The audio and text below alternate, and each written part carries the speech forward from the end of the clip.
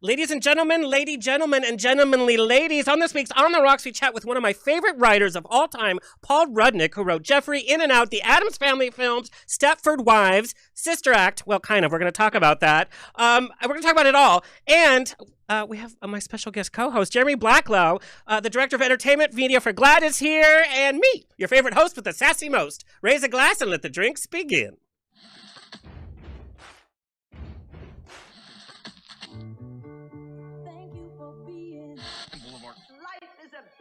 And most poor suckers are starving to death.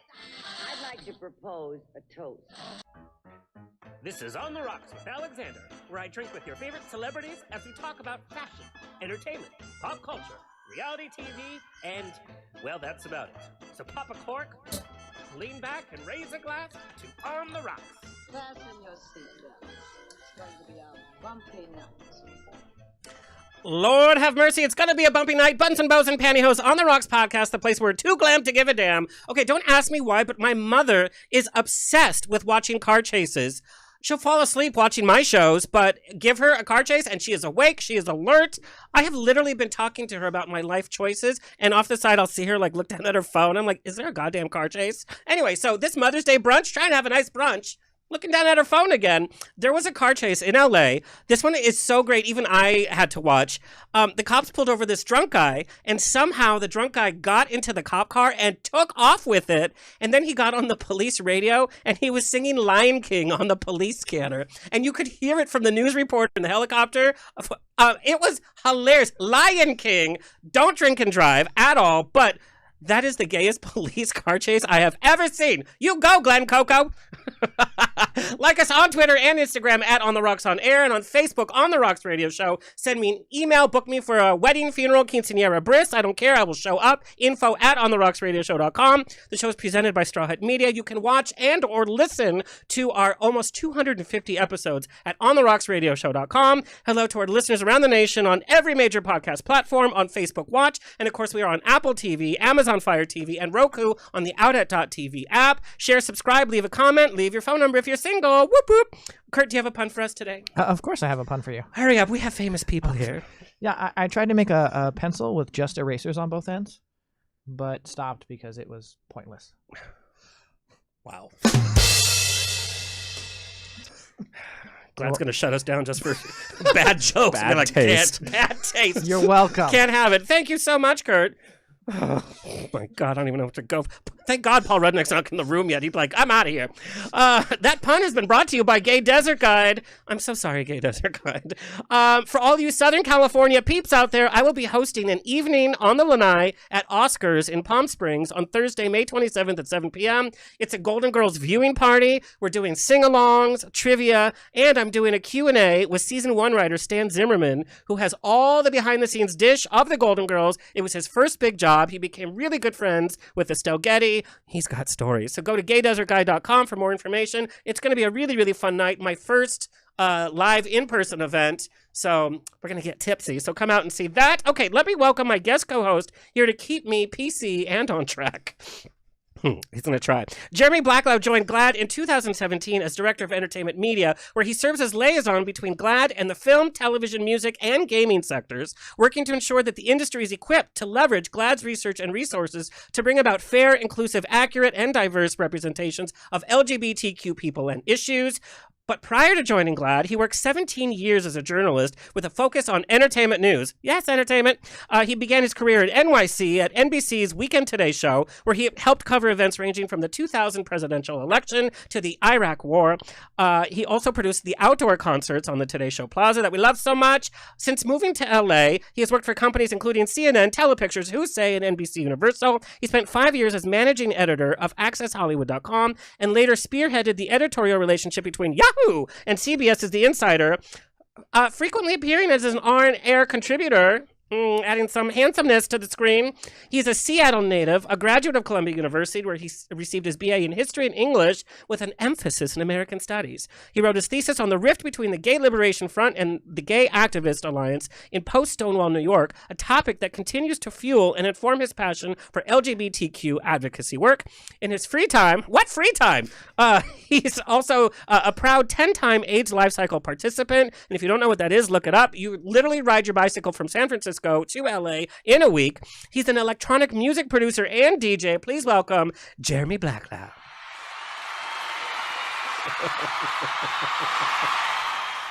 Thank you. I'm so excited to be here tonight. Oh, it's taken so long because of COVID, and then you're a diva, and it's like, just come on the show. We found a date. We found a date that worked. We did. So I'm sweating already because I'm like reading all your advocacy work, and it's like, I made fun of Kim Kardashian today. That was my contribution. That's what I used to do. I did that for years. Does it get tiring? Because to me, it's still fun. Yeah, I mean, yeah, it has its you're moments. nice. You know, You're it has nice. its you know, it's ups, it's downs, it's valleys. You know, Now, I still love the entertainment celebrity world. I was gonna say, like, do you still like watch some of the gossip shows? Do you follow some of the celebrities? Every now and then, yeah. I still watch Access Hollywood because I work there. Yeah. So it's now just Access. It's not Access Hollywood Yeah, just anymore, just Access. So yeah, I still have that on pretty much every night. I watch my little Lester Holt, and then right after the Night in the News, put on Access. Well, and Access has gotten more diverse in the on-air talent, and the pants have gotten so slim. We're talking about slim fit. It's like, girl, I can tell what the religion of those newscasters now. They're like, girl, so I'm all for it. Diversity in tight pants? Yes. Indeed. Yeah. I'm here for it as well. Yeah. We stand. Well, We you're stand. single. And for all the weird messages I got, yes, he is single. But before we talk about your amazing work with GLAAD, I want to talk about journalism in your family. Your mom was among one of the first women in television news in America. This is the environment you grew up in. Can you share with me what that was like growing up with some of these names that have literally paved the way for journalists today? Yeah, absolutely. I'm first of all, I know you read my mom's book, so thank you. You have to buy the book. I love it so much. I gave it to my mom to read. And I'm like, It's amazing. yeah, I'm like, it's not too late for my mom. She could do like a senior citizen telecast. I don't There know. you go. It's never too late for Never. anything. Yeah. Anything in life is my belief. Yeah, my mom's name is Julie Blacklow. She was a journalist at King TV, which was the NBC affiliate in Seattle. Yes. Later Kyra, which was the CBS affiliate. And I grew up in a newsroom. Like, I was like a little latchkey kid with divorced parents. And so when my mom had to work the 11 o'clock news, I might be doing my homework in the King 5 newsroom. So I grew up around that, and there were some really big names that came out of that affiliate at the time. You know, some went on to better careers than others. Lou Dobbs came out of there. Yeah. Aaron Brown, who used to be a CNN primetime host, came out of there. Gene Anderson, who was the longest running news anchor in Seattle, really well known in the Pacific Northwest, used to co-anchor with my mom. And so it was really fun. And it put that love of media in me from that young age. And I've never been able to get away. You know, it's funny because some kids who grow up around their parents in their industry are so turned off by it because, the parents are always busy, or they feel like they fought for attention, and so they have an opposite effect. But for you, it was really a nurturing environment. I read your mom's book, Fearless, by the way. You can buy it on Amazon. Thank you for that plug. What my mother thanks you for that plug. Well, she has such an extensive career, and it's like, oh, okay, it could be very dry because I met so-and-so and we covered this serious topic. She starts off talking about her relationship with her family, and it's such a I felt like I was just having a conversation with her. And then to hear about everything that she's accomplished, there needs to be a whole series about just the women in newscasting, not the Fox News movie that came out with Megyn Kelly. Oh. but like a more authentic look. We've been trying to get that book optioned. CA, if you're listening. Well, we have Paul Rudnick here. Maybe we can just whip up exactly like a screenplay. But yeah, we've seen moments like I always kind of liken my mom to like Christina Applegate's character in Anchorman a little bit, but that being a totally different genre. Yeah. And there was a little bit of the idea of, morning show a little bit, But yeah, I mean, in the 70s, it was a different time for women in the newsroom and women in media, and in some ways, I think my mom was a pioneer, and a lot of my strength, I think I got, and that I carry with me in my day-to-day work, I got from her.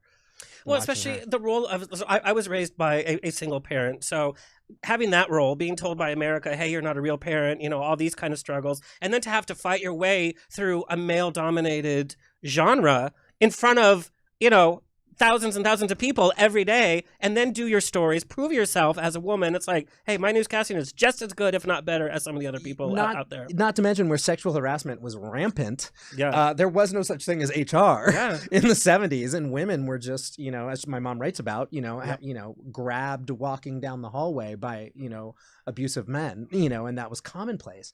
So she has a pretty thick skin, and she taught me to have a thick skin as well, which I think has helped me. Well, and you know that we need this in this industry. You have to pick up Fearless by Julie Blacklow. Like, it's such a great book. Thank you. Now, what was your first journalist professional piece? Like, that you're like, okay, I got paid for this. This is my first professional job. Here's my story. Oh gosh, I started out as a PA with CNN FN, which was, you know, later became CNN Money. Yeah. Oh, it was the toughest job. I had to come in at 3 a.m. every day. Financial and money stuff, because when the markets opened yeah, I had to like when the Asian market numbers came in, like I had to be the PA that was like getting them to the anchor for the 5 a.m. East Coast, you know, going on the air. You know, it was a tough job. And plus, like, the subject is kind of dry. Yeah. Oh, but it was the first job I could get. Like, you know, I would take anything I could get as a PA out of college. You know, just get my foot in the door. I'll do anything. You know, that was a tough job. Oh, I still have nightmares from that job. So I used to be a corporate banker. Like, I remember you telling me banker. that. Yeah. Never again. Hey. I miss the paycheck, but I do not miss that kind of world. And so personalist, personalist?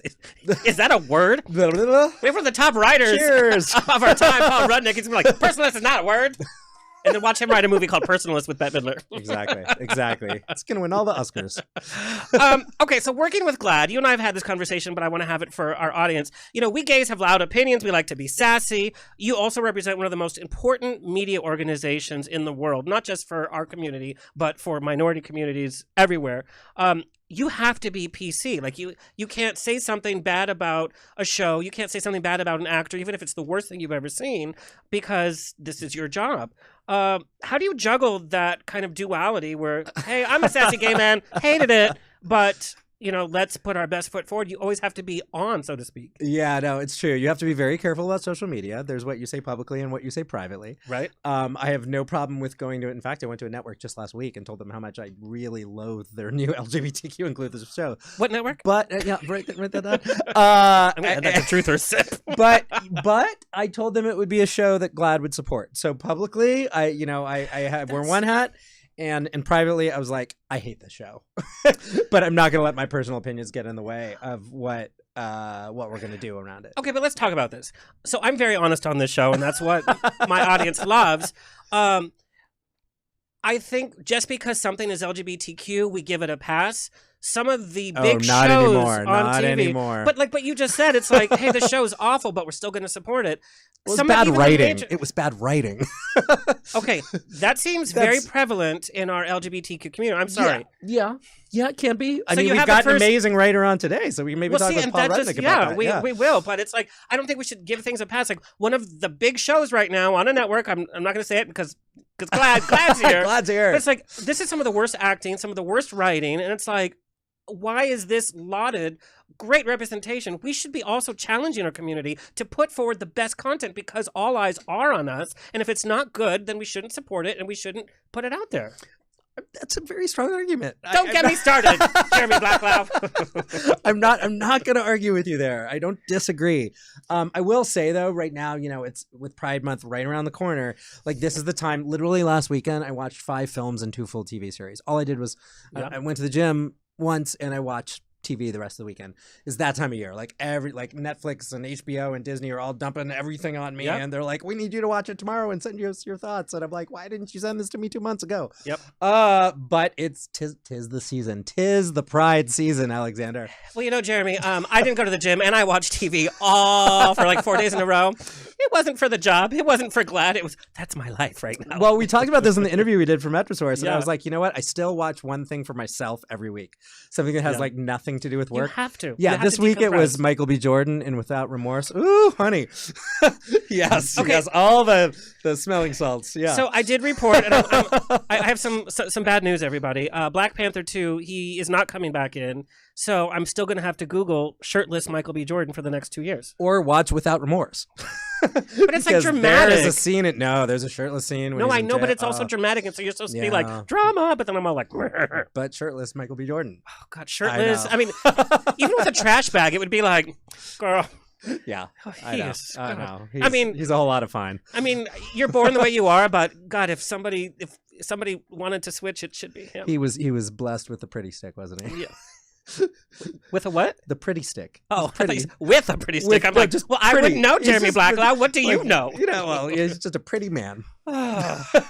Pretty man. Okay, we're just one more question. We're going to take a break. When we come back, it's Paul Rudnick for the rest of the show. I'm so excited. I'm excited Like I said, too. he is literally one of my favorite writers, and I just finished his book, by the way, last night. But GLAAD just announced some important strides in social media. This literally is hot off the press. We've seen the dangers of social media and some of the good from social media, but it's really been turbulent this last administration. What are you folks working on? So on Monday, yesterday, Yeah. we dropped our inaugural social media safety index, and it is the first time GLAAD is holding Silicon Valley accountable the same way we've been holding Hollywood accountable for 3 decades. I'm really excited about this report. In the inaugural, the first year of it, we didn't give grades, but we are going to be giving grades in the second year of the report. We really looked at 5 prominent social media companies: Facebook, Instagram, which is owned by Facebook, YouTube, Twitter, and TikTok, and are evaluating them on their safety for the LGBTQ community. Which goes towards hate speech, which goes towards... Yeah, hate speech, intimidation, AI and ML, which is a huge problem, algorithms, which are, pushing LGBTQ content creators down. Yeah. There's so many issues, and, all of these companies are built to put profit first, and we are now saying it's time to put people first, and it's time to put the safety of marginalized communities first. This is so huge. When you and I talked, I was really surprised that GLAAD had such a presence in the gaming sector. We're seeing a large number of gay gamers. They're literally spelled out GAYMERS, and it's this huge contingent that's coming out. It's like, hey, we're gamers. We're part of the community. We're seeing more gay characters in gaming. We're seeing gay video game players becoming Twitch famous and all of that. And so I was surprised to hear GLAAD is involved in that. And now to know that social media, it's like GLAAD's got our back. Absolutely. We're also launching a whole vertical in advertising, representation in advertising, which is the next frontier for us in our advocacy work. So it's really exciting, and everyone should check out the Social Media Safety Index. It's on the homepage of GLAAD.org. I think you guys should hire me for a day. What I want to do is I want to talk about the gay couples that they are putting in commercials. Very happy to have gay couples in commercials. They are so pretty and so hot. I would want to see like one ugly guy and like one hot guy celebrating their like Christmas. That's what I want to see. I'm going to take that note and pass Please it on. do. Just like that too. Don't change any of my wording. No, Be like just like ugly that. guy and hot Alexander guy. Boom, boom. has some thoughts, and Yes. we're going to go with that. Yes. Absolutely. Or like a curvy guy and a skinny guy. Absolutely. Yes. Absolutely. All right, well, we're going to chat more. You're going to help me talk to our man of the hour. So let's take a quick break. When we come back, it's Mr. Paul Rudnick. When we come back. All right, do you see how fast that happens? That It's was so like, quick. boom, It boom, just boom, boom. flies by. I am so excited for our next guest. When he said he was coming on the show, I didn't know what direction to research first and what movie to watch again, because it's already been Addams Family Values so many times. But let me introduce Paul Rudnick is a novelist, playwright, essayist, and screenwriter whom the New York Times has called one of our preeminent humorists. His plays have been produced both on and off Broadway and around the world, include I Hate Hamlet, Jeffrey, The Most Fabulous Story Ever Told, Valhalia, Regrets Only, and The New Century. He won an Obie Award, 2 Outer Critics Circle Awards, and the John Gassner Playwriting Award. He's a regular contributor to The New Yorker, and his articles and essays have also appeared in The New York Times, Esquire, Vogue, and Vanity Fair.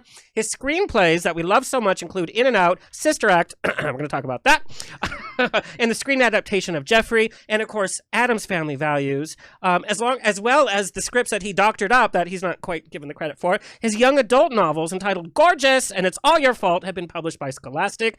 He has appeared on The Today Show, Real Time with Bill Maher, Conan O'Brien, A Prairie Home Companion, and Fresh Air, among many, many other programs.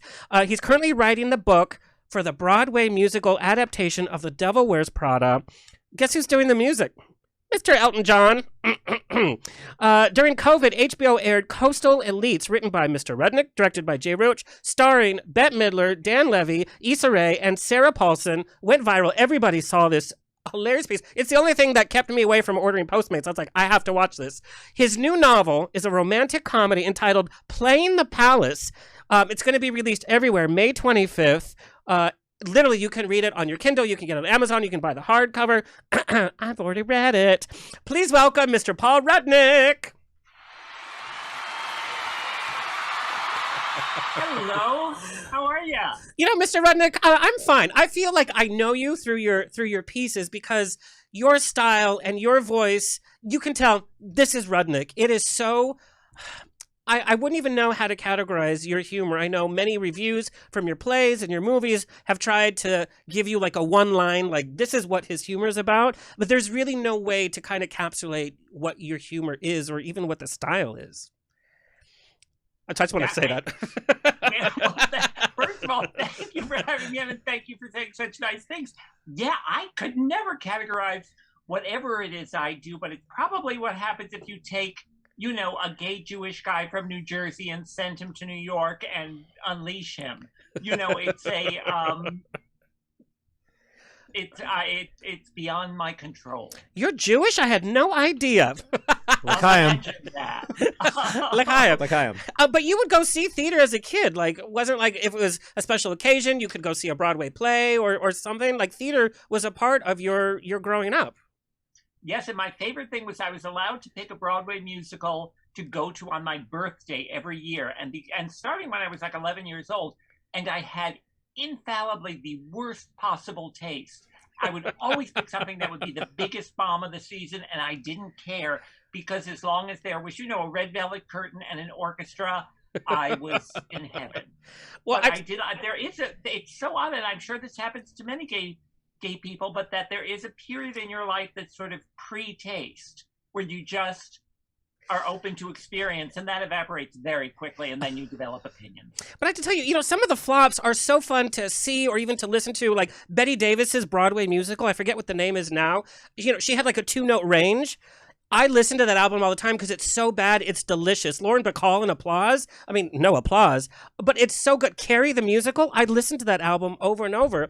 So, Paul, when I was a kid, this was way back in the day when you used to have to rent the VCR and the videos because it had just come out, and like you had to be super rich to own a VCR. So my mom on the weekends, we would go rent the VCR, and every weekend it was Annie, the movie. Rain or shine, it didn't matter. And she had no clue. But there I was, watching Annie 5 years old through, I won't say what grade. I'm like, let's watch Annie again. But talking about your humor, where did this kind of sense of humor come from? Is this the kind of... It's dark humor. It's subtle. It's very dry. Is this the kind of humor that you had, this banter that you had growing up?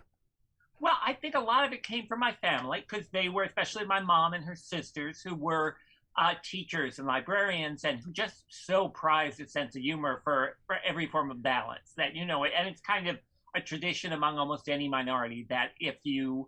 so that the trauma of the world doesn't overwhelm you, you know, grab a wisecrack. So that I learned very early on that was absolutely essential and so entertaining. It was also because my mom and her sisters would let me come along with them every fall on a trip through New England when they would claim we were going to see the leaves change, going to see the Whaling Museum in Nantucket. And we were really hitting every outlet store in between Piscataway, New Jersey, and Waterville, Maine. And so that I learned, okay, that seemed funny and also, you know, a lot more entertaining than actually doing something that was good for you. So it was, so humor was just always a given the way I grew up. So, and I remember also, I had this very odd experience that until I was far along, I assumed everyone was gay. I never had the slightest problem with it. And when it finally dawned on me, sometime last week maybe, that there were straight people, I thought, well, good for them. You know, I treated them as the minority.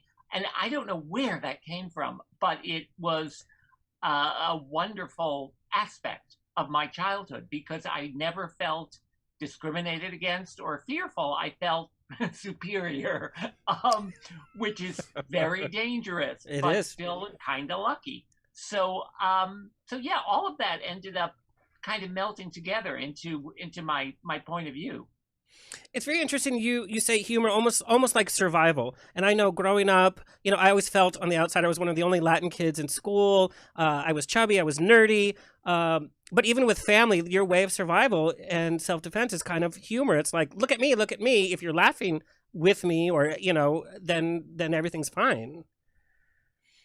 Yeah, then you also own it. I think that Yes. if you make the jokes first, and if you also make sure that you're not always the punchline. Yeah.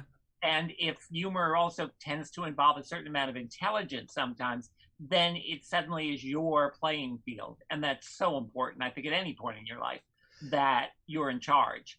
And I think that's something I've always strived to do in everything, and especially all of the plays and movies with gay characters, is make them not the side note, not the best friend, not the marginalized person, but no, change the paradigm, put them at the center. And that's, as GLAAD knows, that's what has happened more and more over the years, that gay characters now have agency. And in my book, in Playing the Palace, I also wanted to play around with gay characters in very powerful positions. I mean, part of the romance is one of the guys is Prince Edgar, the Crown Prince of England. And I thought that comes with a certain authority. I thought that's not a little guy. That's not, another coming out story or another guy fighting against impossible odds. That's a guy, as are many gay people nowadays, who's in charge of things. And I think that's interesting to explore, and something that sometimes has been neglected.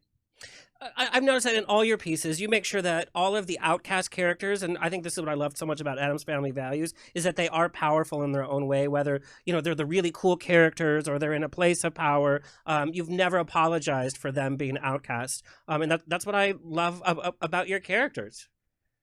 Oh, thank you. That's why the Addams Family was such a gift, because Charles Addams's cartoons are just genius. And that is one of my favorite photos you're showing now of Christina Ricci when she was about 10 years old doing my hair with a critical attitude, but she was just... Yeah, you can see it in her. You can see it in her face. Like, she's like, okay, this is what we're gonna do. We could do this and this and that. I remember that day because she was also acting as if, I'll do what I can, but I won't make any promises. Number one, that's very Wednesday Addams, but also that's very Christina Ricci too. It's like, okay. Oh, perfect casting. Yeah. No, well, also to find any actor, let alone someone who was 10 years old, who could master that kind of comic deadpan was extraordinary. So, and after I had done a big rewrite on the first Addams Family movie, and we knew that anything with Christina and Wednesday was pure gold. So in the second movie, we thought, let's have more of that. I mean, for somebody so young to hold their own against Angelica Houston and Raul Julia, and Christopher Lloyd, that's insane. Insane. She held her own. Oh, well, at the end of the first movie, which as a careful or even not so careful viewing will take note of, it doesn't make a whole lot of sense. And we couldn't figure out where the plot was headed because there was a whole sort of pivot of whether Uncle Fester was himself or a double or something like that. And none of the adults knew what to do. So we all turned to Christina Ricci one day and said, okay, Christina, how should we resolve the plot? And she just looked at us and said, it's got to be the real Uncle Fester. And she explained why, and it was. And I thought, a child shall lead them. It's, in this case, an incredibly talented, smart, disdainful child. Yes. So she was just a blessing. But that whole cast was amazing. Oh, it was magic. Paul, I have a question for you. I came out in the year 1994, and it was just as Jeffrey the movie and In and Out were sort of premiering. I can't remember which came first. When Jeffrey was first. So Jeffrey was a play first, and then became a film.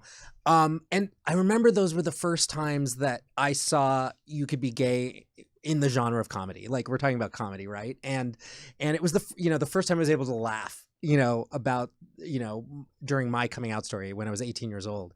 And so I guess my question for you is, when you were trying to get those films made, was there resistance? They almost feel like they were ahead of their time. I mean, there was queer coded comedy before then, but never such outright like leading man comedy on, I think on screen. What was the process like getting those films greenlit? There was enormous resistance with Jeffrey. Jeffrey was independently made, but even then it was the same problem we'd had with casting the play. The play also had been turned down by every theater many across times. The country. In New York, just nobody would touch it, both because it was so gay and because it was a comedy set in at the height of the AIDS crisis. actors were told if they even auditioned for it, it would destroy their career. So I was so grateful for everyone who got on board. And with the movie, there was still that same resistance until I think Sigourney Weaver was the first sort of named performer who agreed to, for zero money, donate her services. And the late and beloved Olympia Dukakis then came on board, and Patrick Stewart, and then we were rolling. But it was tough. And In and Out was even more difficult in a way because it was a big studio movie.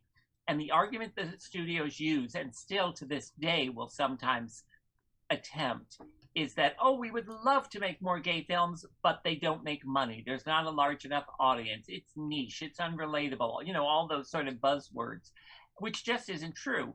And so we, and I will tell you, and this is a man who is currently in, a certain amount of real media trouble, but that In and Out really owes its existence to Scott Rudin, who really insisted, and the movie was his idea. He came to me, said it was sparked by that moment when Tom Hanks won the Oscar and thanked his drama teacher, his gay drama teacher, and kind of outed him in the process. So that was how that began. And I resisted it at first, and I thought, well, okay, where does the story go from there? But then I thought, okay, what if that guy was just about to get married? So then we were sort of underway, but the studio was still very nervous. And I remember whenever the executives thought that the script was getting too gay, they would tell me, well, we just feel it's a little repetitive. And after about the fourth time that someone said that, I said, guys, you have to accept something. I was born repetitive. Ended that particular complaint. Well, I love it. But they were very nervous, and then we test marketed it. It was wild because I remember when we had our first test screening in Manhattan with this very demographically varied audience, all ages, all genders, all, sexual preferences. And when the two guys kissed, there's this big extended same-sex kiss between Kevin Kline and Tom Selleck. The place went insane, both pro and con, that the gay people were cheering. There were some straight guy teenagers who were, I couldn't figure out what their process was, but they would do things like stick drinking straws in their ears as if that would end the kiss. And their girlfriends, meanwhile, were swooning, and people were trying to figure out why was Magnum kissing another man, and it was wild. And my favorite, after you have these focus groups, people fill out opinion cards. And there was one woman who, they say, what character did you like? She listed everybody. Did you think the movie was funny? I thought it was hilarious. Did you, was there anything you didn't enjoy? I loved all of it. And then there was one last question where it said, would you recommend this movie to a friend? And she wrote no. And it said, if not, why not? And she wrote, against God's law. I thought, okay, that's going to be a long conversation. So it was, there was real resistance. So that when In and Out made money, it was considered, a miracle. And it's been said there still have been very few real big mainstream studio films with, even the gay tragedy, Brokeback Mountain made a ton, and they will still treat them as if they're accidents, and they will not say, no, this is a world market for this material.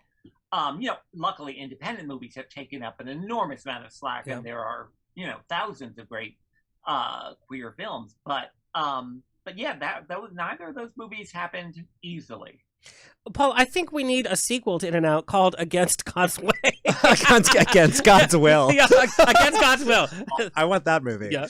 But if I may, I just want to share a story about In and Out. I watched that movie as a kid. And I sat sandwiched between my grandma, who was rosary praying mass every day, and my mom in conservative Orange County, California. And we went because this movie went viral before going viral was a thing. Because everybody was talking about their favorite macho actors, Kevin Kline and Tom Selleck, for the big kiss. And just like you talked about at the screenings, when the big kiss happened, everybody cheered because it was such a fun moment. Because people were like, oh, God, look at the two guys kissing.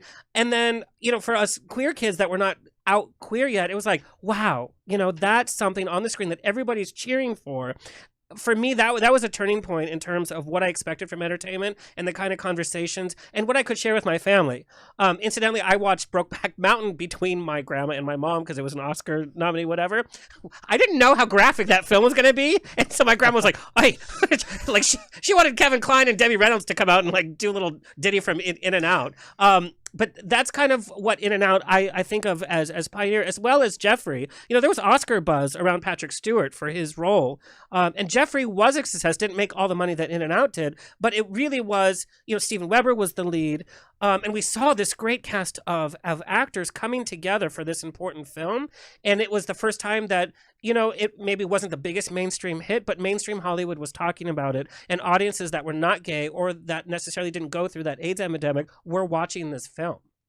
And that it didn't have the big release that something like In and Out had, because as an independent film, they just wouldn't put it in as many theaters. But it's had a great shelf life. I find that people constantly come up to me and they've seen it, and I'm just amazed. It also, the film itself has been purchased by various studios over the years, so it's been hard to track and get a hold of. But it's really still out there, which is nice. And that I think also because it was why it was very useful to have, you know, a wonderful actor like Patrick Stewart and Steven Weber and people with name recognition, because it let audiences know that this was something of interest. This was something starring people they love. This was nothing to be afraid of. So it had its own life, and you know, went to gay film festivals, things like that. It was a wonderful time to sort of track it around the world. It had a huge impact on me. It really did. You know, that film in particular, just even more so than In and Out, I think really, as I was coming into my own sexuality as an 18, 19-year-old, you know, it was really, you know, before the protease cocktail inhibitors existed, you know, it was really shined a light on a lot of important things, and really, it shaped me in a lot of ways. So thank you, Paul. Oh, thank you. So Paul, what I want to know, you know, your first play, Poor Little Lambs, was not gay themed at all, but it was still political. For our audience, go read the script. Poor Little Lambs was Paul's first produced play, and it was a feminist piece about a girl that wanted to sing in the all boys a cappella group, the Wiffle Puffs, at Yale, which you went to Yale, Mr. Smarty Pants. But then you went from that to writing Jeffrey was your next big piece. And like you said, it was so hard to get produced. Were you afraid to come out, so to speak, as a gay writer and be pigeonholed as like, oh, that's the gay writer, he's going to do gay plays, when you had just come off of this kind of feminist piece that got attraction? Kevin Bacon was in his first cast, by the way. Yes, he was. No, that had one, and David Naughton and Blanche Baker, all sorts of great people. Bronson Pinchot was in it? Yes, he was. That was his first thing. It was, no, it's funny. When Jeffrey came along, I think if you could ever claim that the AIDS crisis had any virtue, it was that it made the closet absolutely ridiculous and even obscene. It was like, no, you're going to worry about being openly gay while that many people are dying every day, you know. So, and there was this outpouring of AIDS themed work, you know, everything from Normal Heart and As Is and Angels in America and, you know, so much else. So that it just was so beside the point, and you so wanted to step up, and it was like, no, this is my community, these are my people, this is the only thing that I need to write about right now. And I think with all of those works, what was so exciting was that they had the quality of a town hall. I remember when I went to see Normal Heart, and that was when the media was not covering AIDS at all. Not a word, certainly not on television, not in the Times, nowhere. And what they did on the set was they scrawled the numbers of infected people and deaths, and they would update them at every performance. Wow. And it was just shattering. And you could feel that the crowd was there to get information aside from a theatrical experience. And you just couldn't speak for hours afterwards. It was so overwhelming. And that was when theater became essential in a way that it hadn't been for quite some time. And so I remember when, it's funny, you were talking about your mom. At the first preview of Jeffrey, I sat a couple of rows behind my mom, and her shoulders were up by her ears, also because it was pretty filthy. And, you know, there were masturbation clubs, and there were discussions of people shaving their assholes and everything. All the good stuff. Mother was convinced. She was very pro-gay, but she was convinced that the audience would seek me out and kill me, and then potentially kill her for creating me. But as the evening went along and people were laughing and people were so grateful to have something which reflected everything going on in the city and the country at that time, my mom's shoulders gradually sort of came down a little bit. And it was so sort of gratifying to see her relax and think, oh, okay, this is okay. And then she actually had her finest moment, which was when the play opened and was a success. And I went with her. We were buying her armchairs at a local discount store. Shopping again. Of course, shopping. Of course, shopping. And the gay salesman recognized me. Wow. Which thrilled my mother more than a Pulitzer would have. Although she was then upset, of course, that he didn't take off, 25% more. It was, and I converted her to gay theater. But yeah, that was the weirdest thing. Was before Jeffrey, there was a strange agreement in the media for centuries that you did not ask even openly gay writers or performers about their sexuality. It was sort of an odd secret that it just wasn't done. And then after that became the era, which continues to this day, when they always say, "Can I call you openly gay?" And you think, yeah, sure. Is there a brain dead child that does not realize I am openly gay? So it's it was never a concern. It was the kind of thing where, although it was interesting because Jeffrey also had a lot of actors in it who used the play to come out to their parents. Nathan which Lane. was another strange benefit that it was a way of saying, "Mom, come see me in this and then we will talk."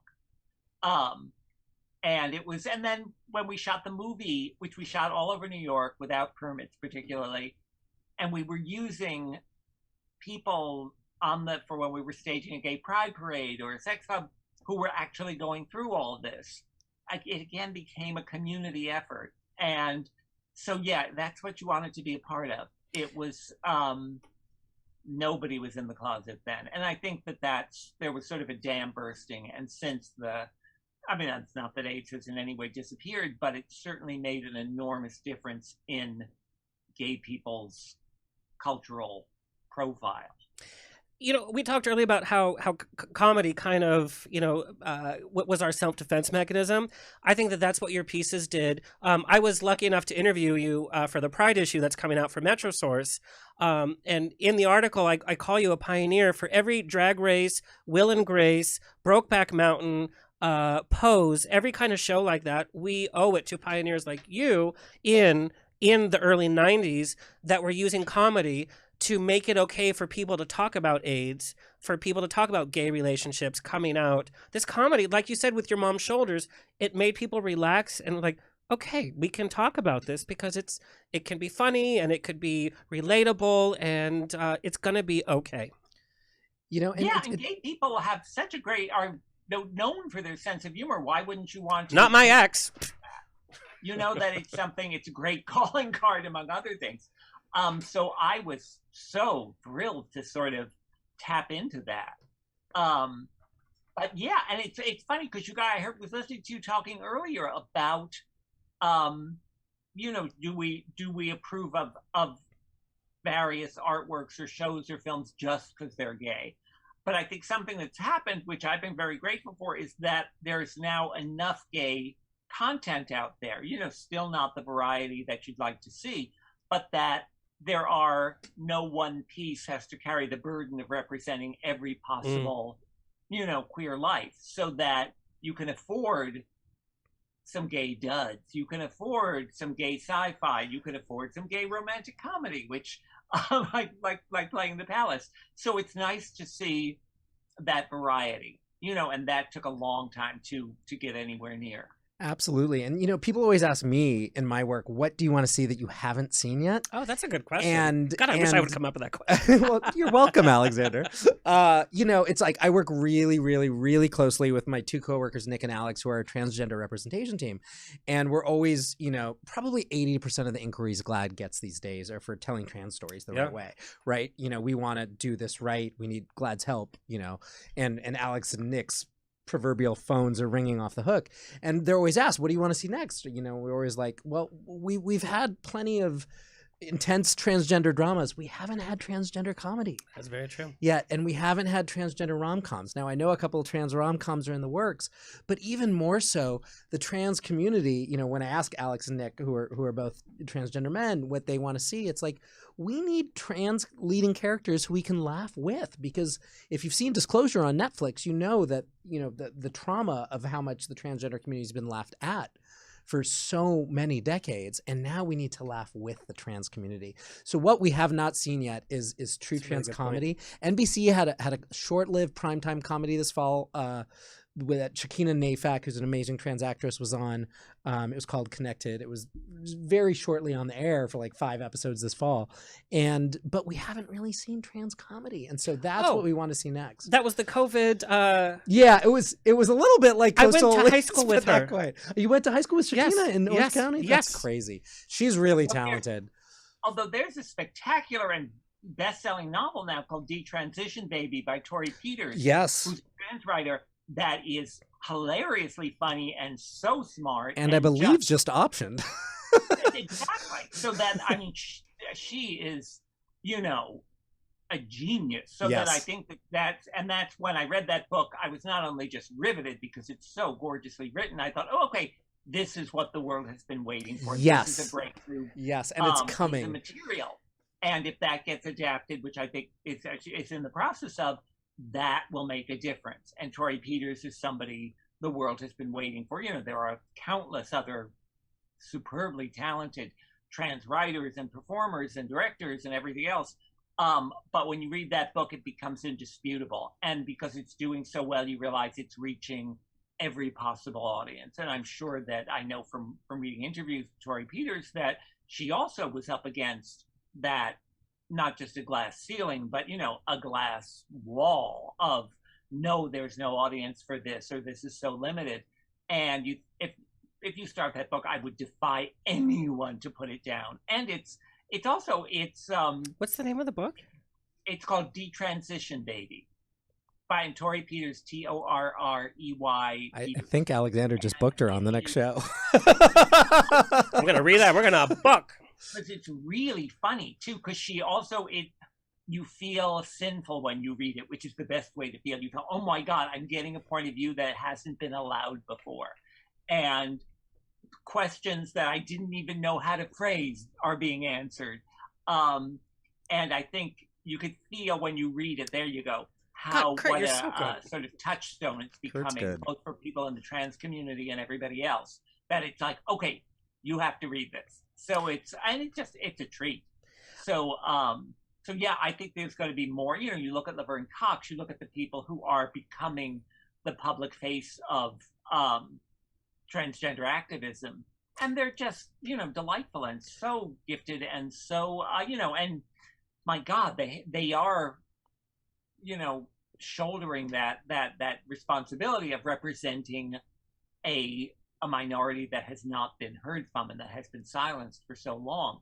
So, you know, I can't think of better spokespeople. Well, I just saw that Laverne Cox is going to be the new, red carpet host for E. Yes. God damn it! Better. Another year that they ignore me. It's fine. You should be her co-host. They would never let me do anything live on the red carpet. Are you kidding? I'd be like, girl, where'd you get that dress? Return it. But like, one of my good friends is Emmy-nominated Scott Schofield, who mixes comedy with his one-man show, which became a film, and it really makes audiences relax. And Scott is one of the people that took me aside because I didn't know enough about the trans community. We went to happy hour, and he said, ask me anything. There's nothing dumb you could ask me. And it was one of the best happy hours ever because he mixed it with comedy. And I asked questions that I thought were stupid. And he's like, now you know. So at least you know. And it was so powerful. And Paul, that's what I have to say. What I love about Playing the Palace, during COVID, there has been so many monumental pieces put out, especially by HBO Max. And it's great.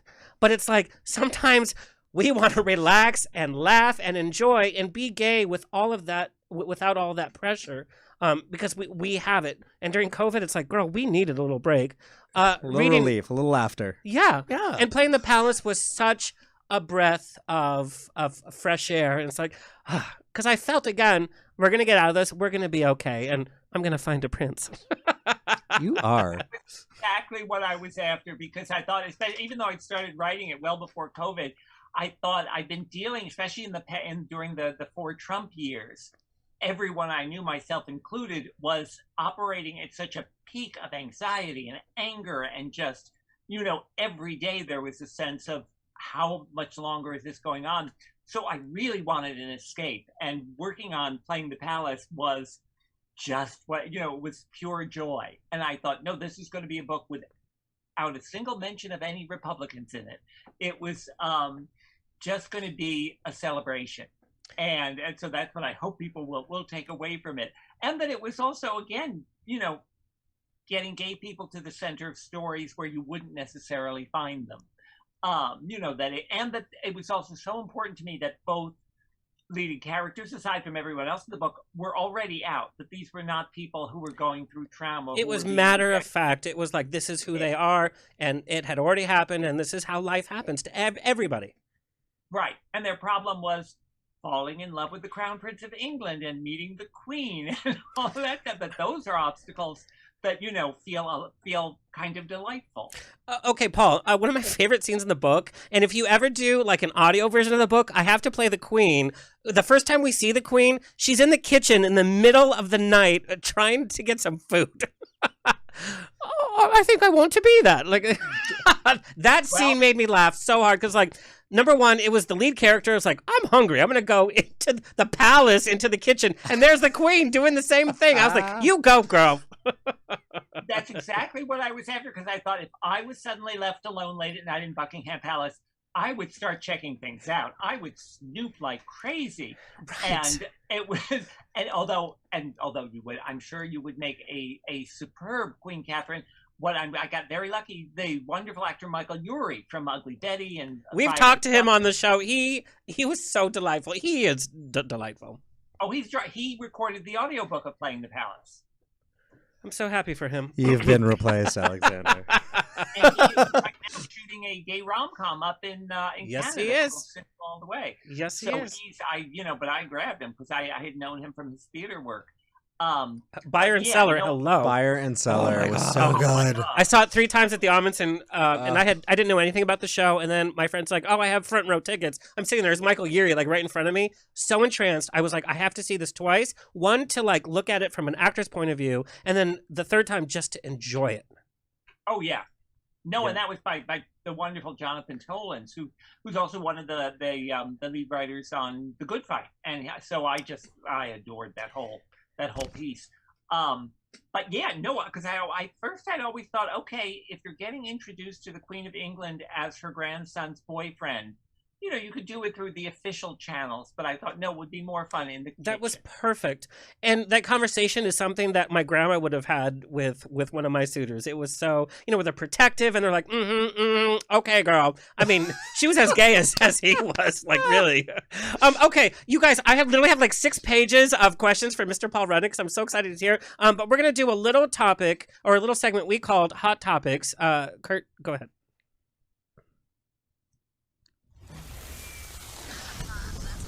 Volume is it's time for Hot Topics. This is so fun. Alexander, better pour yourself another. This is hot. That's hot. That's hot. So hot, you guys. Oh my God, that's hot. All right, so Paul and Jeremy, this is the hot topic. The Golden Globes are in danger, girl. NBC announced they will not be airing next year's Golden Globes. Tom Cruise gave back his 3 Golden Globes. Side note, 3 Golden Globes? For what, Top Gun? PR reps and studios are boycotting the Golden Globes left and right because of their lack of diversity in voting members and because the last couple of years of non-representation of minority groups in all of the categories. Here's the hot topic. Has cancel culture gone too far? Should we make this a learning opportunity and work with them before boycotting? And I want to get the opinion of 2 white guys. No, but honestly, I do want the opinion of 2 white guys that are very entrenched in such separate ways in the entertainment community. Paul, you've been in the entertainment industry for so long. You have seen the industry evolve, so I want your take. And of course, from your PC point of view, why are we just going to say no more Golden Globes? Why don't we have them change, and why don't we show the change on camera? Either one of you want to start? Go ahead.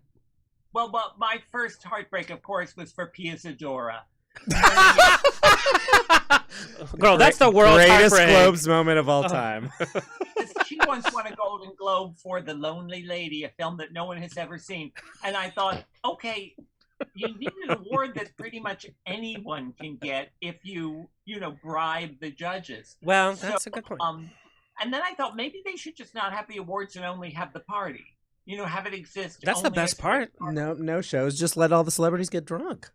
Yeah, Right? exactly. So that it'll be interesting to see how it works its way out, but it certainly was a very open secret that the Globes were voted on by about 3.5 people, and that it was, and they were not diverse in the slightest. So I think it's kind of the ball's in their court now to say, okay, how did they step up if they want this thing to survive?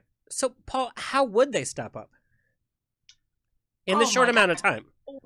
The Academy has made a concerted effort to recruit a far younger and far more diverse membership, and that's actually paying off. And you could see it in the nominations, that there are far more people of color, far more independent directors, far more female directors being nominated. There's an enormous way to go, but that it's evident that the effort is underway.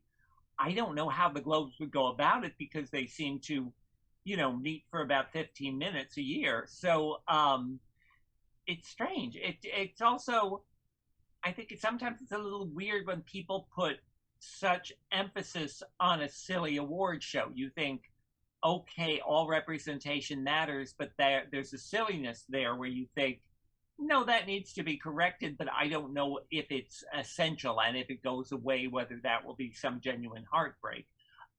What's next? The People's Choice Awards.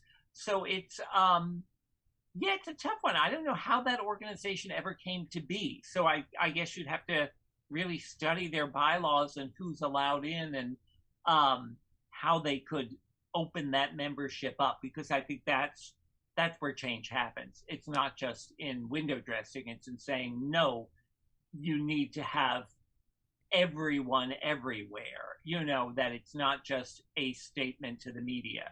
So, yeah, I'm not sure how they go about that. Jeremy. Well, I'm way too close to the situation. Why do you think I asked this hot topic? I think, to go back to your original question, I think there's a fine line between cancel culture and holding people accountable for discriminating against marginalized communities. And that's the very PC answer you were looking for, right? It's what you expect from GLAAD, right? Yeah, exactly. I think they have to blow everything up and start over. I think they have to, they were saying stuff like, oh, well, we're going to make an effort to recruit 13% more membership, and most of them will be Black, because we had no Black members for 2 decades. For 2 decades, no Black members. I have to tell you, I didn't even know that, by the way. Yeah, and I think, although they have not been transparent, and like you said, Paul, it's been an open secret that they weren't the most legitimate organization, and there's something like 8 decades they've been around, the Hollywood Foreign Press Association. I think it was a shock when the LA Times broke up with the story that they had no Black members for 2 decades. It was eye-opening. Yeah, I mean, that's a pretty shocking stat right there, right? Maybe, people that are Hollywood insiders knew that, but I don't think most people knew that. Nope. Because most people aren't paying attention and don't really care. And so I think what it needs to be, and I think the HFPA and the Globes can come back. It just has to be a radical rethinking about inclusivity, right? It's almost emblematic of where all of Hollywood needs to go, which is, an inclusive place that really reflects the world we live in. And for this insular, secretive organization to get to that place, they have to create a new foundation that starts with inclusivity at its base. And right now, doing sort of these window dressing little adjustments, like, oh, we're going to add 13% Black members, which could almost be, called a quota, which is not a cute term. It is a quota. Yeah. You need to radically rethink inclusivity from the ground up. And I think Time's Up outlined a series of recommendations that are the only acceptable answer, I think, for how they can reinvent themselves, which involves every member of the HFPA having to reapply for their jobs, and there being a new board of directors, and it relaunching itself from a place of complete inclusivity and equity. And I think that's the only answer. And I think NBC was very smart to say this can't be done for the 2022 award season, but it probably can be for 2023. And let's try to build some bridges together to make that happen. But why don't they say we won't cancel the show if the following happens? I mean, you don't think that something radical can change in time for the next? No, I don't. And that was part of the problem, right? Is that they were already starting to hold events for the 2022 Globes, okay. which, the Globes were late this year. They were in late February, but they're going to be back in their early January slot. So they're only like, what is that? Yeah. I can't do math. Eight months away or something like that. I can't even plan happy hour 8 months away. Yeah, it's too soon. Don't ask me to commit. It is too soon. And they gave a timeline that are like, oh, well, we'll hire a DEI officer by September 1st. Okay, well, that's 4 months from your award show. Oh, wow. And that's not soon enough. And so I don't think it could happen by 2022. I do think they have a chance of saving themselves by 2023. And NBC's statement was kind of along those lines, is we just need about another year on that timeline to make sure you're and coming make it from sincere, by the way. Yeah, authentic and Yeah. sincere and I was GLAAD put out a statement, a very strong statement in solidarity with Time's Up and Color of Change and other organizations that standing, although we're an LGBTQ social justice organization, this is very much a racial justice equity issue that's at the forefront. But at the same time, we don't know how many of the HFPA identify as LGBTQ because they haven't been transparent.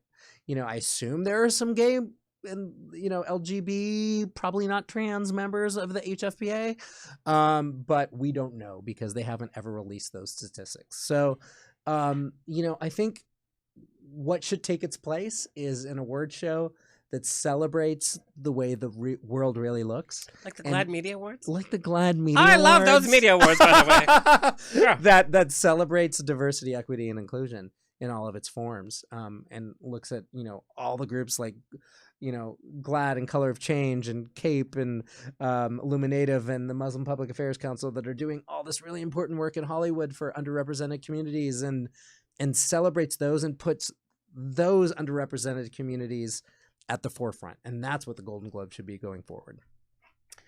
Well, there you have it, folks. That was our hot topics from top industry experts, by the way. Oh, I don't know about that, but thank you, gentlemen. Okay, so Paul, I want to talk about getting into writing for mainstream films. You doctored up First Wives Club, doctored up Addams Family. You also wrote screenplay Stepford Wives, Sister Act, which we're still going to get to, by the way. How did you transition from writing your own material to like, okay, now you're writing for this huge studio. Now you're having to deal with executives. Now you're having to deal with your sense of humor, but make it mainstream.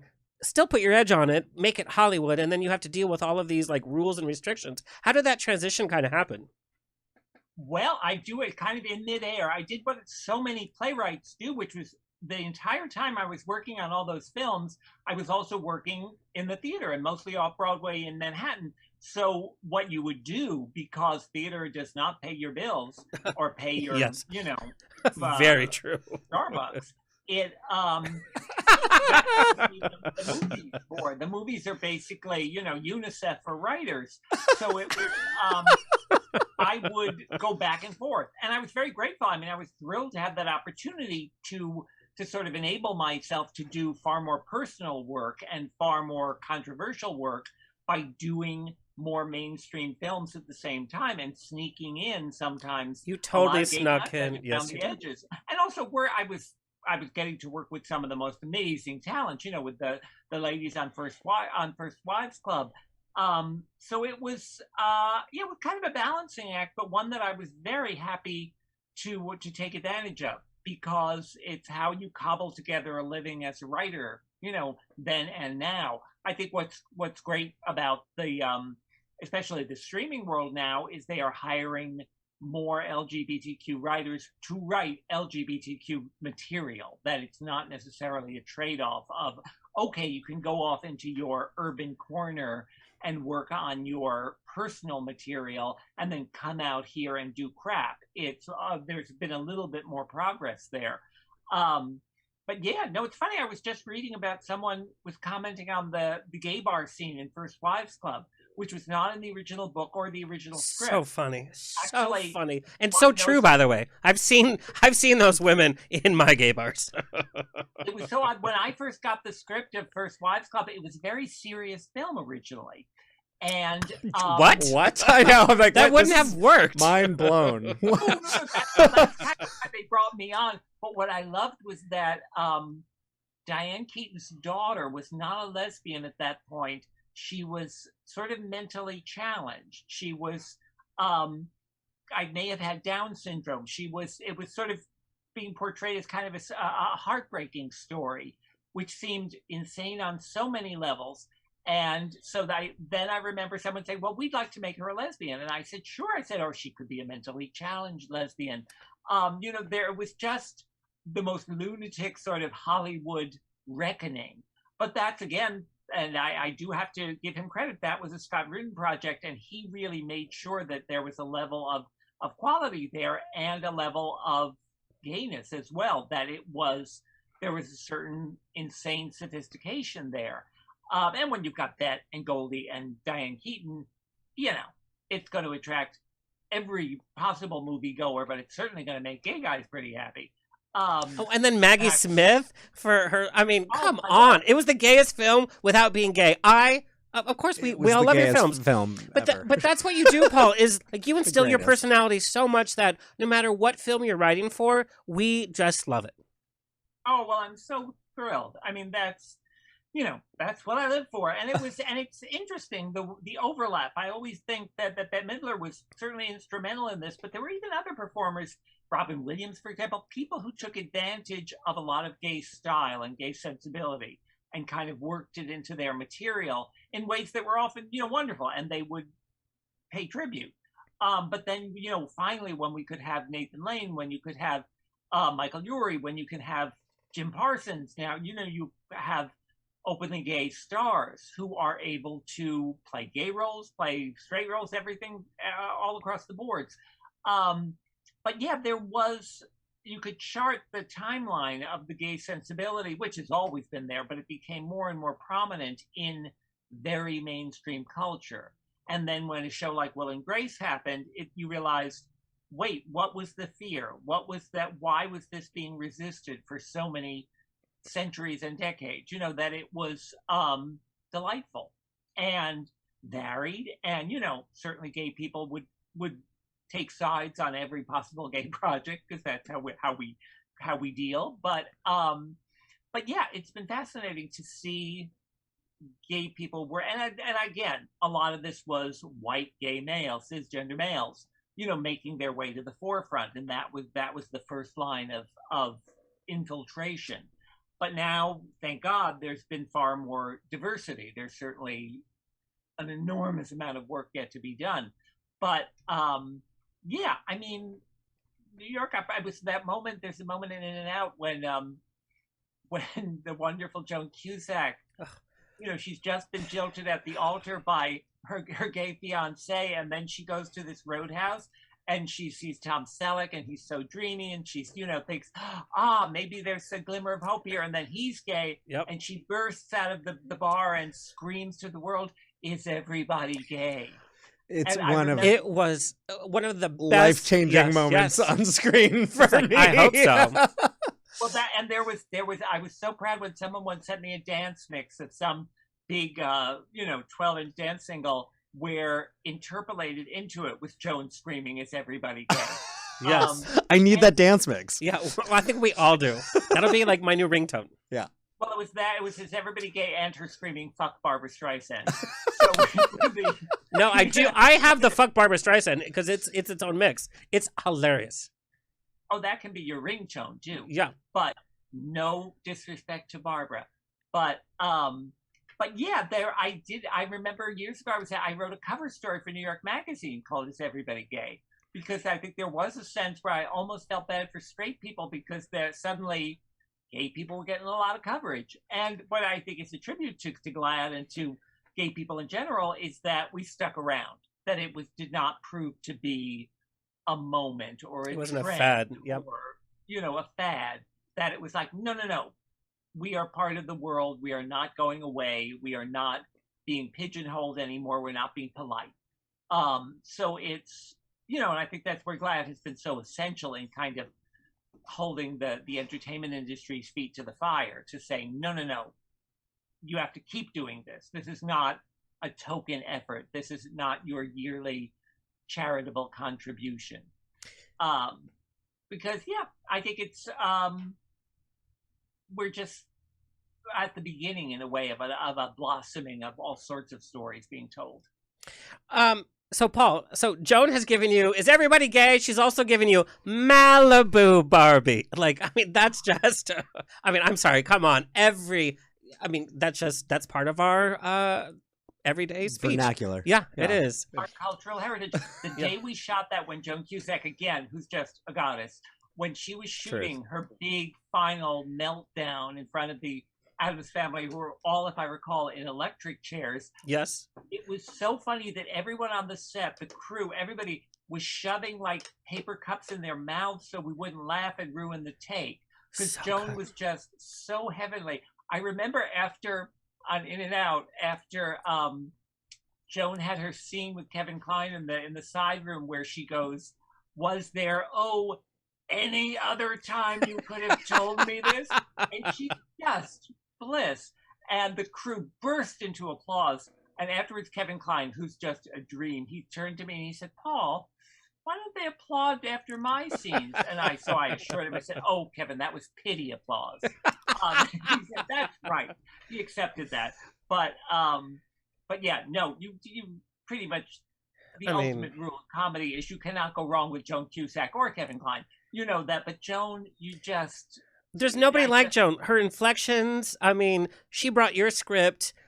It was such a perfect marriage between the two of you. With your quirky humor and her delivery, you couldn't have asked for a better moment in cinema. Oh, well, she's also got that great scene where she's rehearsing her grief for after she kills Spencer. She's laughing, she's crying. She's like, and then, do you know, like, how many times I've done that in the car when I have to break up with somebody, whatever? It's there. It's you there. Channel Addams Family Values. All the time. Especially when she's like, "The Pope has a cold." My ex and I would wait for the Pope to get sick so we could say, "The Pope has a cold." That's just like, done. Oh, okay, Paul. I have to ask you these because we're running out of time. I cannot believe it. These are for fans. So we're going to do a little kind of rapid fire Your relationship with Bette Midler is pretty special. She's in all of your stuff. How did that Mutual Admiration Society start? I adore her. Well, and actually, one of the ways it started and then stalled for a moment was I wrote the original version of Sister Act for Bette. Oh, so you're going to get both topics in one. So I'm happy with this. Yep. Two birds. Let's do it. Bette was oddly nervous at the time about playing a nun, even though we explained to her, you're not really playing a nun. But she regrets it, and God bless her, she said, "Oh, I should have done that." But although Whoopi did a great job too. She did great, but I could totally see Bette. I was thrilled on Coastal Elites, the show on HBO that we shot during the pandemic, and we shot it remotely. And they built a little set behind her house in upstate New York, and it was a killer monologue. It was over a half an hour long, and she memorized the whole thing and would do take after take. And Jay Roach, who was the terrific director, and I were on another app watching her, so it was nuts. And we were like ridiculous teenage fangirls because we were just doing remote control, hugging and applause. And then Bette would finish and she would go, "Oh God, was that okay?" And we would have to scream at her from, 5 states away saying, "Bette, that was phenomenal." So she just she commits so 100%. And I just, I will see her in anything. I remember seeing her on stage in Hello Dolly was sort of life-changing for the entire audience. I'd never seen that degree of love between a performer and a crowd. There was one standing ovation after the next. So it's just been a privilege to work for Bet and to write for her because I can hear her voice in my head. Well, she's in a number of your projects. Oh, yeah, because on First Wives Club, I remember, once I knew that it was those three ladies, I could write for their voices. And with Bet, she'll go as far as you let her. So, and then she'll suggest 5 jokes that are so filthy that I suddenly feel like I'm Bet's mother, and I say, maybe not that last one. But she's just such a joy to be around. You just feel, okay, I'm so glad to be alive in a world with Bette Midler, let alone getting the opportunity to work with her. And she, has very little vanity. She just, she knows how to make things funny. She knows how to make them touching. That it's, she's been a legend for quite some time now. And that's why it was so great on Coastal Elites to take full advantage of, I knew from her tweets and things how political she'd become and the level of rage that she was sort of channeling. And so we used all that, and it was, oh my God, it was really upsetting and really funny, and you just felt overwhelmed by her performance. And I was so grateful. Paul, did anybody ask her to play Miranda Priestley in Devil Wears Prada? Because she said that she's retiring from singing live. But was that conversation ever had with Elton, No, actually, Bet, and you? Are you kidding me? I will tell you something interesting, though, that I was one of the 83 writers on the movie. Actually, there was a whole team of writers, and the woman who now I can't remember who did the final draft and who really is responsible for it did an amazing job. But that it was originally not being aimed at Meryl Streep. It was that when the original Lauren Weisberger novel was optioned, it was going to be a vehicle for Julia Roberts, which seems insane. I mean, and I adore Julia Roberts, but you think, no, she really does not feel like Miranda Priestley, and she wisely said, no, I'm not. And that was when it went to Meryl Streep, who gave this world-class, iconic performance. So it's very daunting. And I know what the musical, which is going to have its out-of-town tryout actually a year from now in Chicago next summer. I think we should go. Let's go. Let's book totally our go. trips now. Let's go. Yeah. But it's funny. That movie is so beloved that I think the whole team that's involved, because I'm actually co-writing the book with Kate Weatherhead, who's wonderful, and Shayna Taub is doing the lyrics. She's this terrific new lyricist and a composer as well. But it's stuff material that you really want to get right, because I don't know. So many people come up to me and they say, "Oh my God, that was on HBO or Showtime or wherever the last night. And I thought I was going to watch 5 minutes, and I was all in." It's on every channel at any time, and we all sit and we all watch it. Just like Addams Family is on Freeform all the time. I own it. I've watched it 122 times. Yeah, and you watch it with commercials and all. Yeah. Although what I love with Addams Family Values that no one has ever asked me is, one of my favorite scenes in it is when they do the Thanksgiving Day pageant at summer camp. I'm a turkey. Eat me, because I'm a turkey now. Eat. Hello, I know the song. Hello. Exactly, which I got to write with the brilliant Mark Shaman. No one has ever asked, why is the summer camp doing a Thanksgiving Day pageant? Wait a minute. My friends and I, so we do like a drinking game with it, and we've always asked that. It's because Gary wants to achieve his dream. Exactly. Good. That's what I'm going to say. No, I just wanted it, and I wanted dancing turkeys.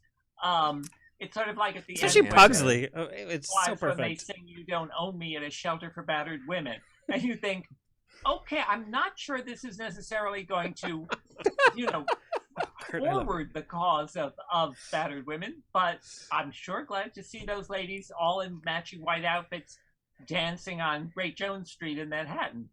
$5,000 for summer camp, and he's Mr. Woo Woo.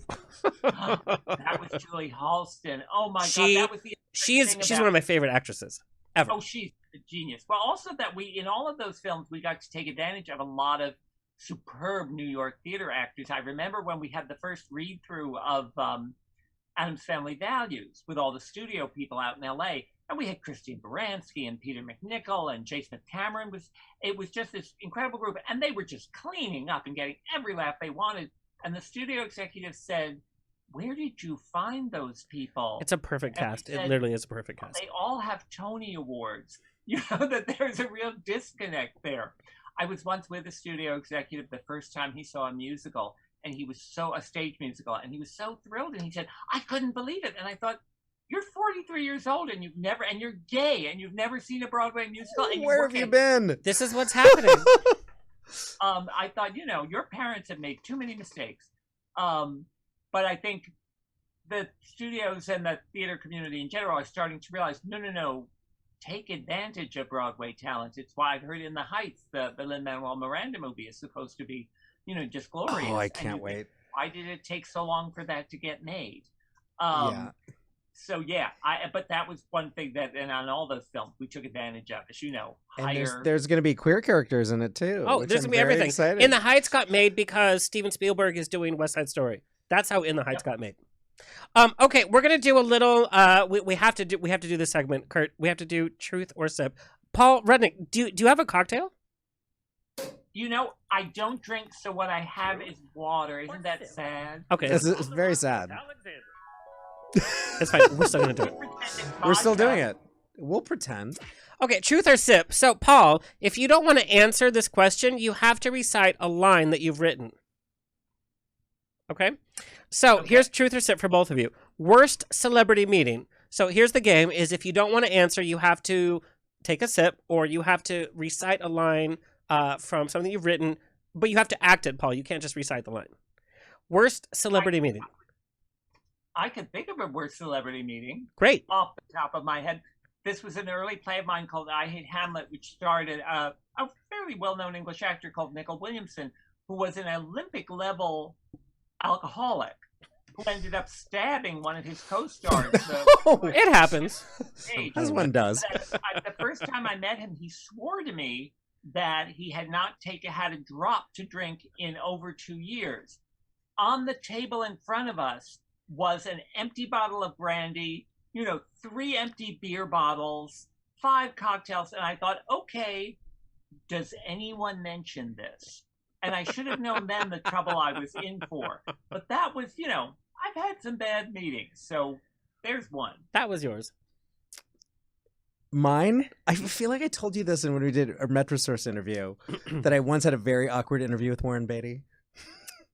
Yeah, so tell us the story. I was on the red carpet and I was freelancing, I think at the time as an entertainment journalist, and I was told you have to ask about like one of his affairs, super awkward, cringeworthy, and literally I was I brought up, I can't even remember what it was. God. Oh God. But I remember he just gave me this look, and his publicist, who I knew, just it was so awkward.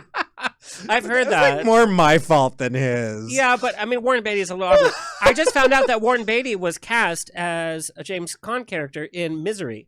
And he helped rewrite that script, by the way. He made that script work. A few days before they were supposed to film, he freaked out. He's like, I can't do a horror Stephen King thing. Because we know Stephen King's films are not usually that good. So he bowed out. They called James Caan, and he stepped in the first day of filming. James Caan only had to do the beginning scene where he types the end, lights a cigarette, and that's all we see. It took the whole day because he's like, I'm not feeling the energy, whatever. And Reiner, who's the Rob Reiner? Rob Reiner, the director, was like, can we do a whole film like this? Because he took way too much time. They worked through it, and of course it worked. Okay. It worked out. Truth or sip, or truth or recite, popular gay movie or TV show that just isn't that good. It could be from the past. I'm going to sip. No, Paul, you have to recite since you're not drinking alcohol. Okay, I have to recite a line that I wrote. Yep. Well, there's a line from Jeffrey that I've always liked because it's where they're Sterling, the Patrick Stewart character, the interior designer, says that when they're talking about gay role models, and he said he was watching some gay pundit on the air saying, there are gay police officers and gay truck drivers and gay attorneys. And Patrick Stewart takes a pause and says, and I just thought, get her.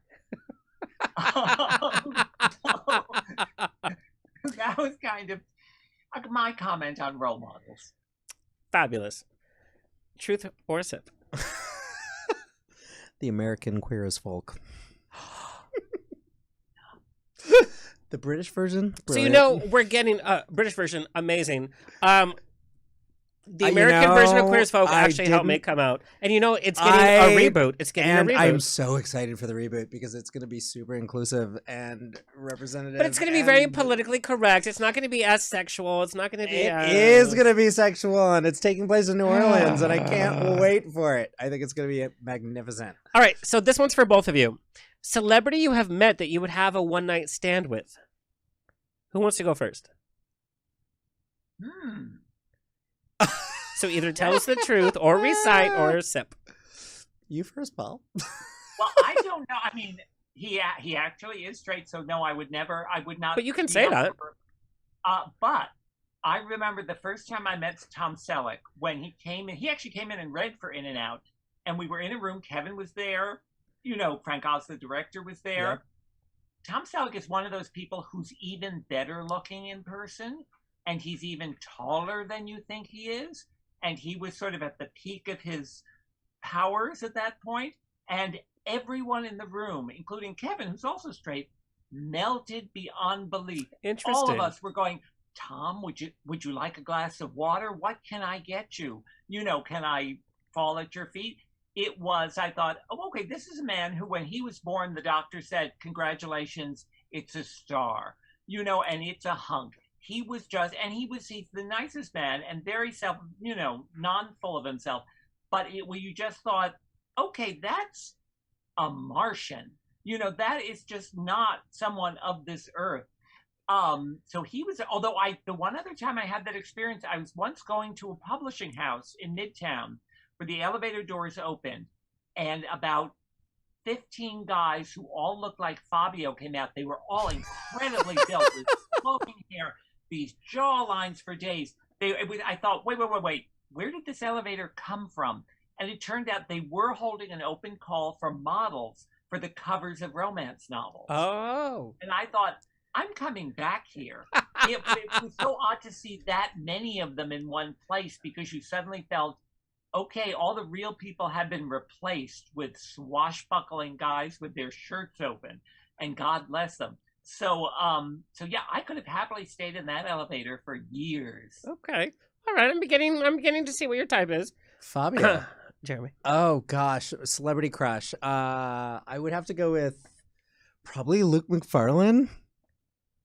Oh, and he's so attractive. Like, oh and my God, I met vanilla him. ice cream. It's like He looks like so everybody cute. else. He's so cute. Oh my God. And he's so nice. Calm down, Jeremy. He's my crush. He's my celebrity. He's my gay celebrity crush. I mean, he's nice, but he's so vanilla to me. He's like a little vanilla. He looks like every other boy in West Hollywood. Okay. No, Jeremy, this one's for you. Jeremy, truth or sip? Have you engaged in any shenanigans on your 10 times doing the AIDS life cycle?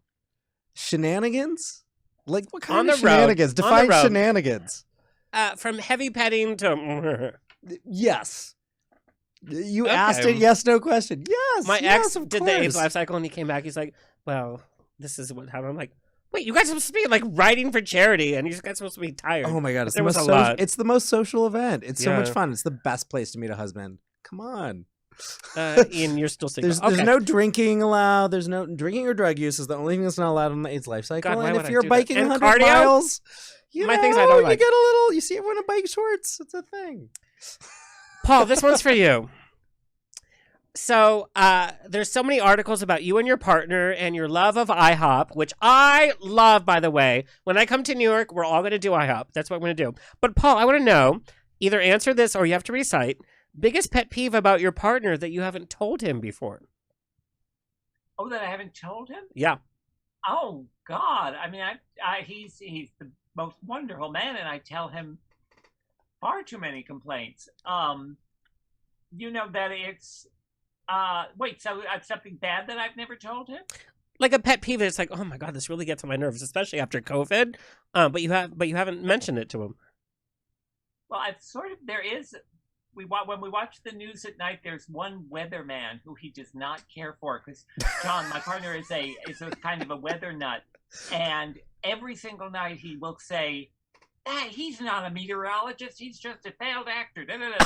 And I have said to him some nights, John, we could watch another channel if it's going to upset you. So I've kind of told him that, but usually I hold my tongue. One of the things you learn in a very long relationship is pick your battles. I thought and because it also becomes entertaining when you realize, John, you were very easily triggered by a weather person. I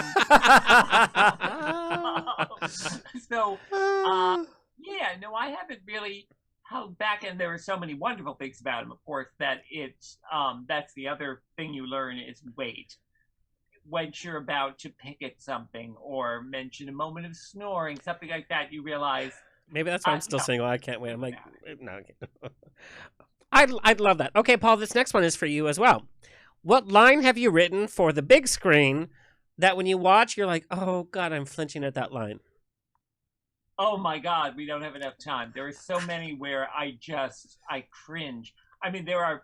You did mention The Stepford Wives, which is not, shall we say, a fine film. Wait a minute. So this is actually, I got this 3 different times in different ways.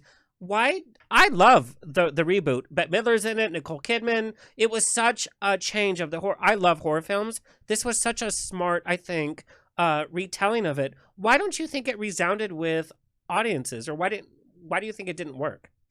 Well, it didn't work for every possible reason, my own work included. It just was something that became very misguided because we were trying to take advantage of the comic elements in the original story.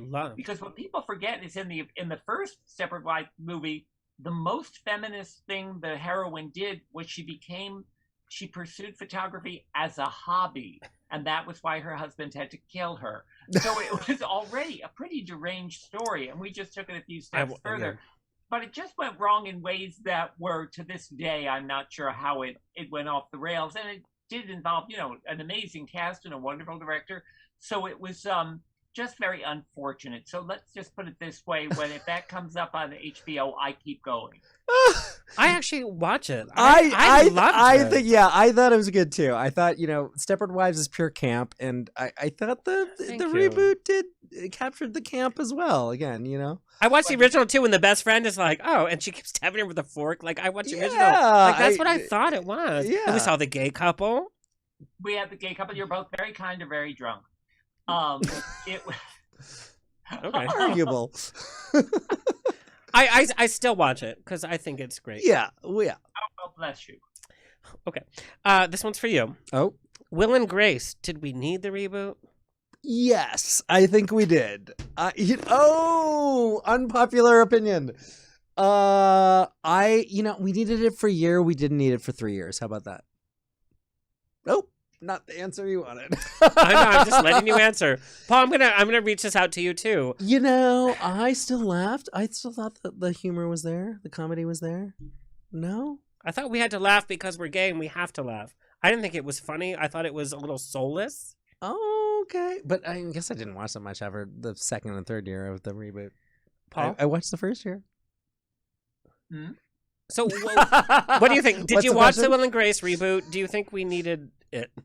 Well, what I enjoyed about it was I think that on a lot of the great sitcoms, whether it's Golden Girls or Seinfeld, they assemble a kind of comic machine where you love seeing those actors, very true, going about their business every week. So I was perfectly happy to be back with those, especially the 4 leads, because they are really good at what they do. I gave Deborah Messing her first job in the New York theater. So that I was happy to see them again. I mean, I just thought of it as kind of like an epilogue to the original series. I didn't take it that seriously. I thought, it's fun it's like, meeting up with old friends just to see who's had surgery and who hasn't. That it's... that kind of was true. It was like, God, she looks good. And I just thought, okay, I understand there's such an incredible affection for that show and for that cast that the reboot, whether it was necessary or not, it was still completely understandable. Yeah, I mean, there was at least one great episode, which is the MAGA cake episode, where I thought it was so over the top that Grace I thought went that to the get the MAGA mainstream cake. audience that was watching it was going to be totally turned off. And what I loved about Will and Grace, like, even people that voted for Trump or whatever still watch Will and Grace. And it they felt still, subversive in its original I really thought it runness, was. but Yeah, I still thought it had some moments of, its original subversiveness, and okay, maybe an unpopular opinion, but Anyway, that was our truth for Sib. Thanks so much. Okay, we are running. I still have pages and pages, Paul. Like, we're gonna have to do part 2. But Playing the Palace, which is a book that you can all get May 25th. It's about royalty. It's about why are Americans so obsessed with royalty? I have no idea except that I share it completely. And anything Yes, they you put do. on the cover of People magazine, it sells out. I think in a certain way they fulfill our movie star fantasies, because the movie stars nowadays are also private, or they're all kind of schlubby. Oh, But that's interesting. the royals are rich, usually very attractive, often very well dressed, so that they're great fantasy material. And there's a certain sense of projection. Also, there have been the royals that have done genuine good. I remember Princess Diana was one of the first people during the AIDS crisis. She was one of the biggest activists that we can still look at. Exactly, who would go into the hospitals and speak to AIDS patients and touch them and hold AIDS babies. And she was the first celebrity who ever of that magnitude to do that. So that was extraordinary. And now with Meghan and Harry, I remember when I started watching the Oprah interview, I thought, I'll watch 5 minutes and then I'll turn the channel. I was totally addicted, especially because I loved the whole way it looked like a Maxfield Parrish painting, kind of. And there was that beautiful lawn and garden behind them. And I wanted But Gail. her dress with like bird droppings on it. You felt nothing bad will ever happen here. And I That's thought true. all three of them, handled themselves beautifully. Yes. And I thought, I am riveted, because especially Meghan and Harry, are living out this romance, which was actually something I wanted to get at in Playing the Palace, was the imbalance where you think, okay, she's an American actress and he's Prince of everything. And how does that work? How do you even meet? How do you conduct yourselves? And you could tell the difficulties they faced, but they seemed genuinely in love. But there were sort of status differences there that were very interesting to watch play out. And Oprah was, not pulling any punches. So that they're a great story, which I think is what I was attracted to in Playing the Palace, was that royals still fulfill this fairy tale function of, okay, what if the godmother used her wand and suddenly I was living in a palace and I had a full staff and I could travel the world? Would that be a wonderful pipe dream, or would that be a certain kind of prison? And now, especially in the age of the internet, the scrutiny is so much more intense than it's ever been. So it's great. It's just a great tale. it is, and there also is this Disney princess fantasy, right? Element to it all, right? That we all grew up with, and I think women and gay men aspire to that you can still marry into this fantasy, and it's maybe arguably a psychological detrimental fantasy for many people, but the Meghan Markle tale is fascinating, and I certainly was riveted to it the same way. Actually, I was at CVS the other day, and I found there is now, you can buy Disney Princess Anti-Bacterial wipes. Well, I need that. I need those They have a immediately. picture of Elsa from Frozen on them, and you think, okay, how do we make this leap? And do princesses do they have a special, their own problems with bacteria? But I thought, okay, that's how far the princess, the princess, everything has gone. But yeah, and that's also why I thought it's been so odd. There haven't been more gay royals. There are a few outliers, but I thought, wait, that's a big family. There's somebody in there somewhere. Yeah, there was didn't Madonna make a movie about a gay royal Edward. Evita. That one. That gay royal. The one from Argentina. Paul, I got this question from an older screenwriter who's been working in the biz for a while. He says, we know your age. We know the time you've been in the industry. What strikes him with your material is that you represent gay men, characters in modern times so well. How do you keep your finger on the pulse of what's happening in terms of lingo, attitude, social media, everything? Well, it's funny. I try not to, co-op stuff that would look ridiculous coming from me. But on the other hand, I think it's part of the pleasure of the internet is everybody has access to every possible generation. And I like working around young people and picking up on whatever their concerns and their behavior are. So it's a question, you sort of find a balance where you don't feel like you're, trying to dress or behave far younger than you are. But I thought because I wanted to write a romantic comedy about people at the beginning of their lives, even though they're the two guys in Playing the Palace are both about to turn 30, it was, I thought, okay, no, I know enough people at this stage in their life. Also, one of the advantages of being older is that you've been young. Sometimes when young people write older characters, it's an educated guess. But I've been through a lot of those stages. So you could think, okay, I knew what it was like to be that unsure and to experience a crush and a genuine love of that magnitude and to realize your entire life was about to change. So I let stuff that I actually have some experience with inform the stories and then not worry it to death. I thought, no, I don't need to duplicate exact slang or act as if I'm far cooler than I have ever been. So it's just picking up on cues and I think being alert to also from reading and going to movies and seeing who else is out there. There are so many wonderful, very young people making art and making entertainment nowadays that you could kind of use that as a guide. But yeah, what I really like nowadays, also mixing it up, is that's in Playing the Palace, there are characters of every possible age and race and gender preference group. So it's, I take advantage of everyone I've ever met.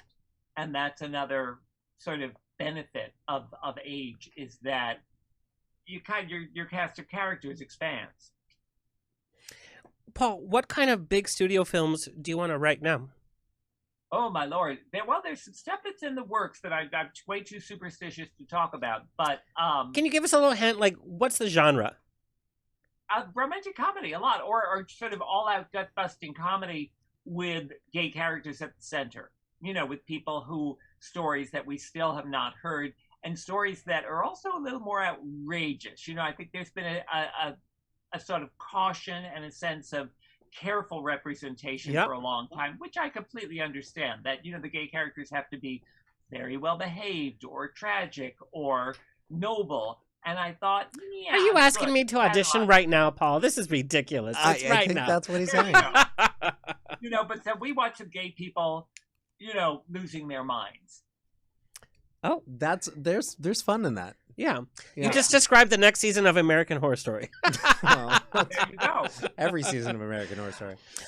Paul, one of these other questions we got is writing Devil Wears Prada. This is your first musical, yes? Yeah, it's the first real Broadway musical with, there have been elements of musical comedy in practically everything I've ever written, but this is the first real 100%er. It's kind of a really different, we've done all media, but this is very different. Broadway, we know, and you've written straight plays off and on Broadway, but musical theater audiences, critics, it's a whole different genre. What kind of creative process, what aspect of your creative process has changed with approaching not only an iconic film that everybody loves and knows, but also it's we're going to be on Broadway? Has that played with your psyche, or you're just it's another project? Yeah, well, there are so many moving parts. When you do a Broadway musical, there are, there's the score, there's the director, and you all have the choreographer. You have to find a balance, and that's tricky. That you really, it's why great musicals are so rare. There are probably more great films or great novels than there are great musicals. It's a really tough challenge. So that's what I and everybody else on the team has been going through, where you try to see, okay, what does this want to be? When do you need to be faithful to the original material so that the audience doesn't feel cheated? When do you make it something brand new? Do you update it? How do you reflect especially in the fashion business and in fashion publishing, which barely exists anymore? Do you reflect those changes? Which I think the show will. There have been so many enormous and long overdue arguments about diversity in the fashion world and in fashion publishing. So that's all being included. But at the same time, you want it to be The Devil Wears Prada. Yep. But I will say this, and it was the only other time I thought this was on Sister Act, when I worked on the original, the film script of Devil Wears Prada, I thought, oh, okay, this is a musical. The same way I did on Sister Act. I thought they have these big female characters facing enormous odds. Bigger than life. Yep. Like they could sing. They're also worlds of fantasy and kind of a certain over-the-top quality that lend themselves to a stage musical. And Sister Act has already become a stage musical. So it was, I thought, okay, this is a natural progression. And I thought fashion is just a world that is enormously theatrical to start out with. So I think that the team on Prada is taking full advantage of all of those angles of ways in to say, okay, let's pay total tribute to the film, but make our own creature. Are there any changes from the film to the stage that you can share with us? Probably not. Let me think. There are, but I'm way too superstitious because there's a lot of time going on, and they will all change 5 more times or 500 more times. So, you know, Jennifer Saunders from AbFab, she's doing Sister Act the musical on the West End next year, so I'm going. Why wouldn't you? Right. I know. That will be Paul, do you mind if I ask about Sister Act and then we have to go? Because you're in New York, you're like ready to go to bed. You have to go to IHOP in the morning. Like you have so much to do. Sister Act. I know it's kind of a thorn in your side. I got so many questions about it. It's a project that you worked on, blood, sweat, and tears. Your actual name is not attributed to it. I want to know what went wrong and what advice do you have for creatives to be like, you know what? I need to step away from this, because that's a difficult decision, is how long do you stay for something that's so big that could get you, you know, some recognition or whatever, or it's just time to end? Yeah, no, I was very young, and I'd never been in the world of Hollywood before, and it was getting so complicated. And I remember the moment when I really did realize I had to walk away. It was when the executives were having an insane conversation about the racial makeup of the casting, where because once Whoopi was on board, which, you know, was a wonderful idea, but the Disney execs were very concerned about the audiences in the South, and they were a combination of being both kind of racist and kind of liberal at the same time, when they were saying, okay, what will the audience accept?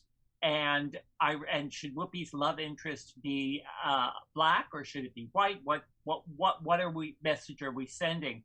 And I remember when one of the big execs on the project came bursting into the room, and he said, "I've got it. This is the perfect idea. For Whoopi's love interest, we make him a Hispanic." And I looked at him and I said, "Do you think that if a black person and a white person have a baby, that it's a Hispanic?" Oh my and he God. said yes. Wow. And I thought, okay, time to go. So then I eventually came back onto the project, you know, months later. So it was complicated. And also I was not used to that process of how, when you're making a movie, which is also an enormous financial investment on the part of the studio. So I, you know, was, I'm sure, quite naive at the time, where I realized, no, this was not about me, even though this was my idea. It had taken so many twists and turns that I was kind of trying to protect my sanity above all else. Oh. And it was something that, as the years have gone by, I've made far more of a peace with. But I also, coming from the theater, in the theater, the writer is very protected. There are legal stipulations in place where nobody changes a word without your permission. And believe me, I do not think my words are precious and golden and not to be tampered with. I believe in rewrite until they, you know, pull the pen from my cold dead hand. But this was a very different situation where I felt I am not sure who's in charge. I'm not sure who to listen to. I'm not sure what my role in this is. And over the years, I've learned better. But Sister Act was kind of a learning curve. It was a moment where I thought, oh, okay, this went wrong, this went well, this made a lot of money. I still had a piece of the profit, so that was nice. But it was just that sort of maiden voyage where you figure out, oh, okay, this is how movies work, and this is where a screenwriter fits in the Hollywood food chain, which is, a snack. Yeah. If that. So it was, it was a strange time, and it was something where also I thought, yeah, this is how you learn, and this is where you try to. It's not a question of not making the same mistake again, but making a new mistake the next time out. And I also, there were wonderful people involved. It was a great opportunity to work with them. The director on that film was a man named Emil Ardolino, who later died of AIDS, but he was just a total sweetheart who was also being kind of steamrollered by a lot of other elements on the film. So yeah, it was just very fraught, and it was something that even now I have to kind of wrap my head around. Well, what's interesting to me from the outside is knowing that even these kind of racial conversations were even happening. And from a GLAAD point of view, when you guys come into a film set and you have to be part of this conversation, I had no clue that race was even being talked about with Sister Act. Sister Act came out and we're like, oh my God, it's so funny, whoopies, this crazy black woman with all these white nuns, and it's so fabulous. But they were singing, songs from the 60s, songs from black groups. And so you're bringing this up just brings a whole different level to thinking about that movie. But to know that at least the conversations were being had, even though not in, I guess, the right direction, I guess that's something. Yeah, I mean, it's nice to I think track the progress, to see hopefully how maybe things have gotten better in the creative process along the way. I don't know. There was a moment on Sister Act where because I was doing a ton of research on abbeys and on nuns and on how that the whole structure worked, which was fascinating. It's very when fascinating. You walk into a room full of Disney executives and mention to them that a lot of nuns are actually lesbians who use the convent as a refuge from discrimination in the outside world. Well, the amount of blank looks you get where they say, that's not a direction we need to go in. The Sherman brothers are like, no, we're done. Disney's come a long way. Disney also didn't do Love, Victor. Well, we'll call it a Hulu project. Honestly, Victor, again, is a movie that was, made from a lot of gay creatives, and that was also did well financially. And you think, okay, that was yet another gay-themed film where the studios insisted that it was somehow a blip. And you think, no. And because Greg Berlanti, who I think is a wonderful guy, who's made enormous progress in terms of gay representation, and you think that's really a tribute to him. And that's, again, someone who is, putting his money and his talent and his clout where his mouth is. And, so when you look at people like Greg and Ryan Murphy and people who are saying, nope, I'm going to use the power that I've accumulated to do some good, and especially to do some good for my own community, that, should be definitely saluted. Absolutely. Could not agree more. Yes. Music to my ears. Gentlemen, we literally could talk hours and hours. This has been so enchanting and so enlightening. Paul, I just have to know this from me being a fan geek. I have the Addams Family Values poster framed in my living room. It's the first thing when you walk in. There's a fireplace. It just is. If you were to write another Addams Family movie, what would it be about? Oh, well, what was sad was that we couldn't do another film with that original cast because Raul Julia died. Yeah. And he was such an important part, yeah. But I know that Tim Burton is putting together a streaming version of Wednesday at College, which I'm in no way involved with, but I think that's a great idea because she's a character who can travel. But yeah, I remember I'm trying to think of even when we were working on Addams Family Values, there were other directions it could go in once you have the core of those characters. But we did learn that you want to keep that family together, and you don't want them to ever be tempted towards normalcy. I mean, that was one of the things I so loved about working on both movies, was that it was this big Hollywood blockbuster that was not expected to be wholesome in any way. And it was a very different kind of family. And on the second film, especially because the first one had done well, we had enormous amounts of freedom to, throw babies off roofs. So it was, and we could name the baby Hubert, which was a name that Charles Addams had originally come up with, but the New Yorker couldn't use because at the time, 70 years ago, it was too racy. So I loved being able to bring Hubert back. So who knows that's There You Go. That's the next movie, The Adventures of Hubert. I'm here for it. To my audience, you have to buy Playing the Palace, this rom-com novel. It's such a fun read. You can read it May 25th. May 25th. Everywhere you can get books, whether you buy it physically or on Kindle or wherever. It's such a fun read. And so make it part of your summer reading. It feels like the perfect summer read. It really is.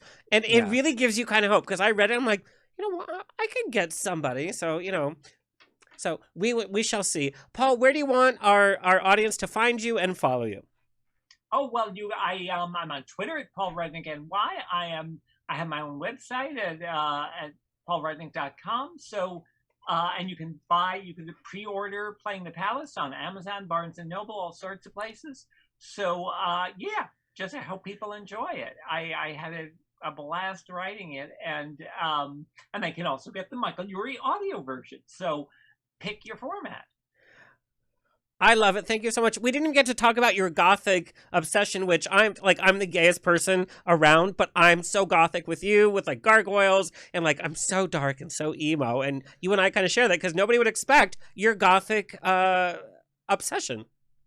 Oh yeah, no, it's right behind me now. Yeah. That was something that I remember when my mom first came to my apartment, and I started to accumulate all this gothic furniture. And she looked at me and she said, "Paul, why do you have the Pope's furniture?" And she wasn't judging. But it's always a test when you have a throne in your apartment to see who is willing to sit in it. My mom went right for it. Other people would be sort of funny. Yeah.